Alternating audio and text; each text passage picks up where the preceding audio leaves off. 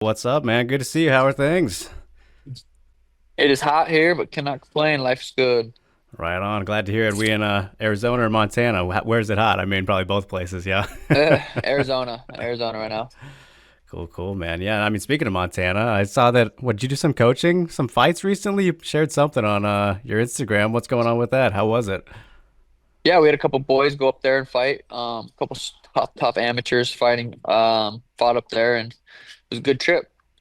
All right, cool. Keeping you busy with stuff like that. Yeah, not too bad. Every once in a while, once every 3 months or so, we got some guys get that fights coming up. All right, cool, cool, man. Yeah, it's kind of a weird position, I'm sure, for you after all these years and being in the spot of becoming a champ, and then looking back on these guys who were in a similar spot to you. Is that give you any like extra fulfillment or anything like that?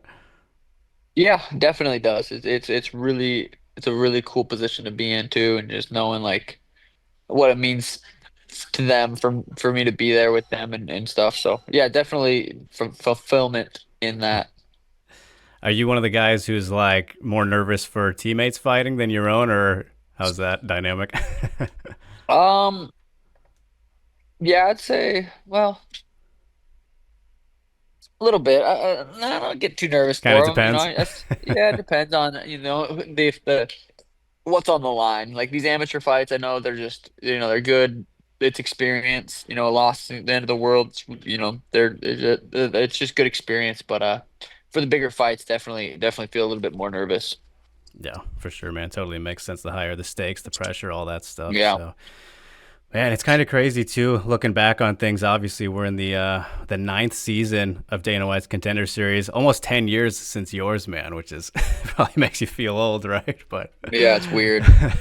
I mean, when you look back on that time, man, going through these experiences like coaching or being around the younger guys, like, do you remember at that time? Did you have like a plan if you didn't get a contract? Like, of course you were expecting to, but when you think back on it, I'm sure there were a lot of thoughts going through your mind. I actually do remember thinking like if I don't get a contract here, I'm still 22, like I'm still got time to learn. I still felt like I needed to grow anyway, so I wasn't really set on it. Like I was like, if it doesn't happen, I'm not really worried about it. Whatever's gonna happen is gonna happen, and that was kind of the mindset I had going in. But also was like, I'm gonna knock this motherfucker out. Right. Is that kind of a thing you try and share with those younger guys too? A little bit, definitely. Everyone's in different places in their career, but I definitely try to help where I can in those areas. Right. And man, it was like such a fun and unique rise for you. And I think people, I don't know, obviously it was a you thing, but at the time with the Contender Series being new and what it was and not knowing what kind of guys we'd get out of it, like your big thing was kind of, the undefeated, the unranked champ type thing, right? That was the Yeah. gimmick there. I mean, do you miss being overlooked and all that? Because now everyone knows that you are that guy and, had enough talent to be a champion. So everyone kind of respects you more than obviously on the come up. Um, it's I guess I don't really think about it like that. Just kind of, you put on a certain amount of performances, you knock out a certain amount of people. It's kind of expected out of you, and it's always, to actually go out there and do that is very difficult. Um, so it was kind of nice. People be like, he's gonna lose. And I go out there and knock someone out. Like, what the fuck? And then it's like, but this guy's, this is the guy. And then you go out there and do it again. It does feel good, but coming off two losses, I kind of, kind of in that Right. position now too. It was to the same guy. It was to the current champ. Was the, one of the pound for pound best in the world right now. But still, could be kind of like that.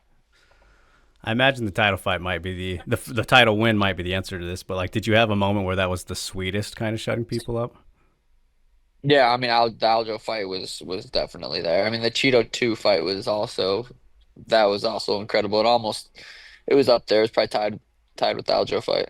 Yeah, totally fair, man. And always been an exciting fighter, Sean. And I think this is a very I'm very curious to ask you about this. I know you watched UFC 319, right? I didn't see Mhm. your full video you did on YouTube, but like a lot of kind of controversy or at least talk throughout the community. I wouldn't say controversy, but everybody's on the boring bandwagon of Chimaev as a champion after just this one fight and like obviously completely opposite style of view and entertainment value and all that. But where do you kind of stand on something like that and being in that championship position? And obviously you really want to win. Entertaining is important, but like he's getting it worse than I've seen in a long time. Is he really? I didn't. I mean, I definitely heard it. Actually, because I was went and played poker the next day, and I heard some casuals at the table saying how, like, I was mad, but my girlfriend was even more mad. It was so boring. But Yeah, right. I mean, I'm kind of on both sides. Like, it was. I get it. It was also so impressive because we know how good DDP is. We know how hard he is to hold down. And for Chimaev to do that for 25 minutes and like not gas out. I mean, for DDP to even be able to come back in the fifth round a little bit and have energy was super impressive. So, I was entertained because I know how difficult that is, but I also was, it's not like you're watching Elia versus Charles. It's not like Right, you're right. watching someone, Alex Pereira go out there and who's going to just kill somebody. So I get both sides of it. It's like you don't really want to see Chimaev go out there and do that again to someone else. It's like, but I think he's capable of knocking people Yeah. out too. He's got good, he's definitely capable of putting someone's lights out in that way. Um, and he is a finisher. He's a finisher. DDP was just that good to Hmm. not get finished. So it was made for a boring, casual fight. But in the moment, I was enjoying it Yeah. a bit. Yeah, no, I'm totally on the same boat with you, man. Like every casual fan that I have is just like it's so pissed off about it. I'm just like, Yeah, that's just the game sometimes, you know. I mean, he fought smart and you know what he's best at, so it makes sense. yeah, I think it's fascinating too from your perspective because you fought not obviously the same style, but Marab's a pretty similar guy, you know, with the relentlessness of his pressure. So, yeah, I mean, people don't realize how tough it is to deal with a guy like that, right? yeah. I mean, hmm, I'd want to call Marab boring in a sense, just because. But to be honest, like his last fight, if he choked, he finished me. I made a mistake. That one stings. But the fight before that with Umar was entertaining. He did a good job.